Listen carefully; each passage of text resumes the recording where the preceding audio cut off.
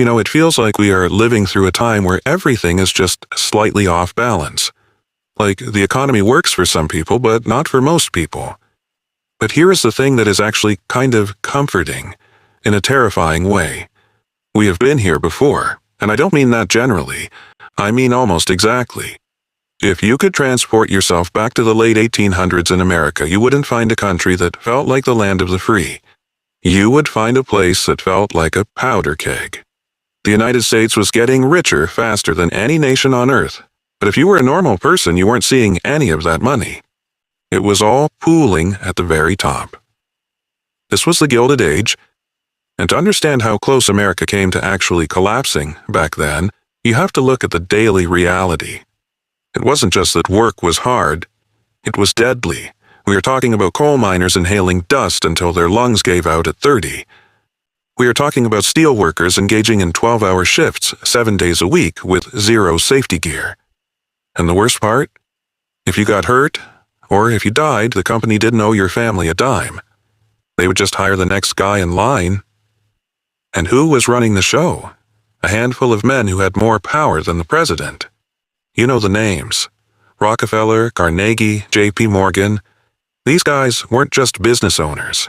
They were emperors. Rockefeller didn't just win at the oil game, he rigged it so nobody else could play. J.P. Morgan could literally lock bankers in a room and dictate national economic policy. They built these massive private empires that overshadowed the actual government. For the average person, democracy felt like a joke. Senators were openly bought. It was an open secret that the railroads and the steel trusts owned the political machines. So you had this situation where the economy was brutal, the inequality was staggering, and the government, the one thing that was supposed to protect the people, was completely captured by the rich. And just like today, the system was unstable. We tend to forget this part.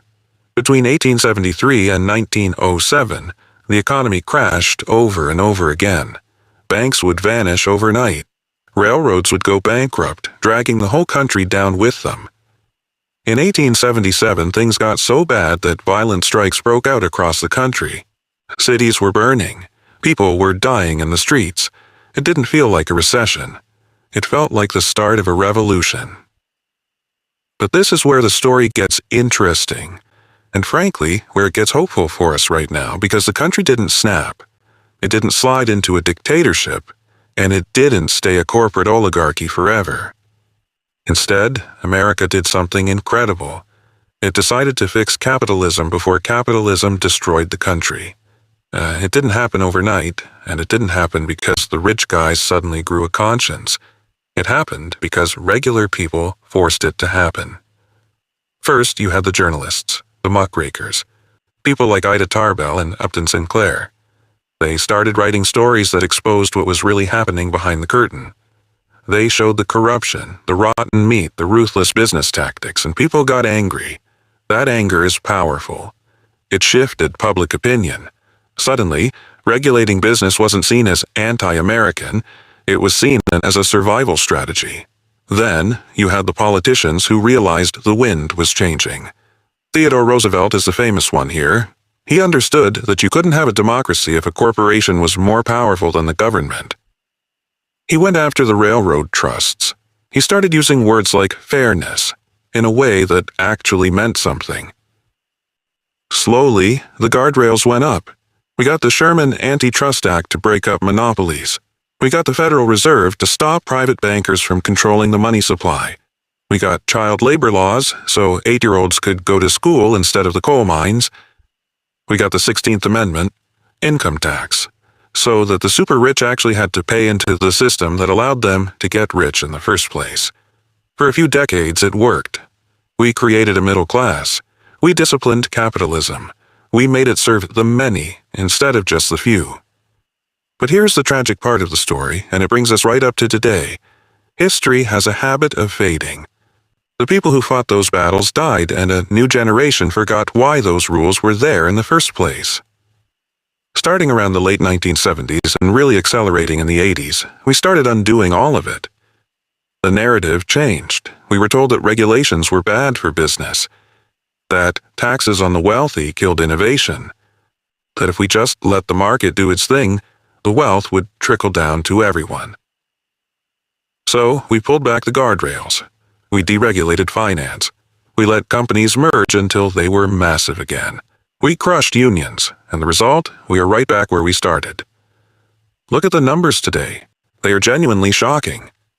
The top 1% of Americans now holds nearly 40% of the nation's wealth. That is almost exactly the same level of inequality we saw in the Gilded Age. Last year alone, less than 20 American families added $1 trillion to their net worth. $1 trillion. Meanwhile, most people are struggling with rent, groceries, and health care. And it's not just the money, it's the power. In the 1890s, it was railroads and oil. Today, it's big tech. These companies control the flow of information, the marketplace, the advertising, everything. They buy up competitors before they can even start. It is the same playbook, just with better technology. Even the labor issues are echoing back. Sure, we aren't sending kids into coal mines, but look at what's happening in some states. They are literally rolling back child labor laws right now, allowing teenagers to work longer hours in dangerous jobs. Why? Because cheap labor is in demand, and the gig economy. It's basically a digital version of the old day labor system. No benefits, no security, just a grind. It is easy to look at all of this, the inequality, the corporate power, the bought politicians, and feel totally hopeless. To feel like the system is too broken to fix.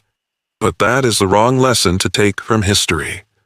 The lesson of the Gilded Age isn't that the rich always win.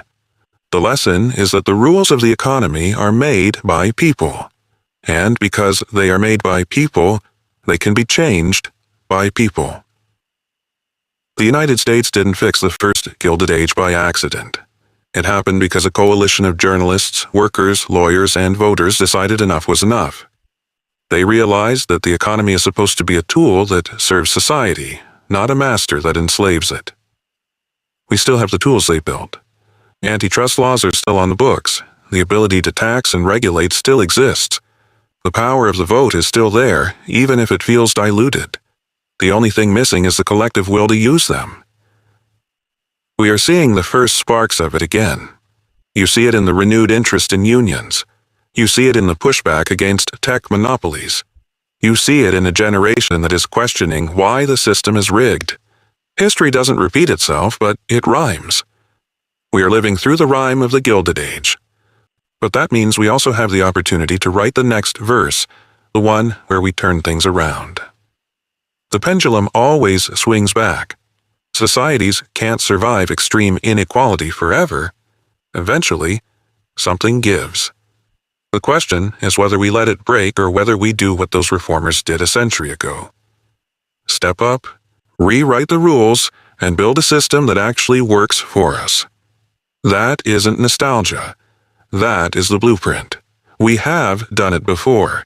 We can absolutely do it again.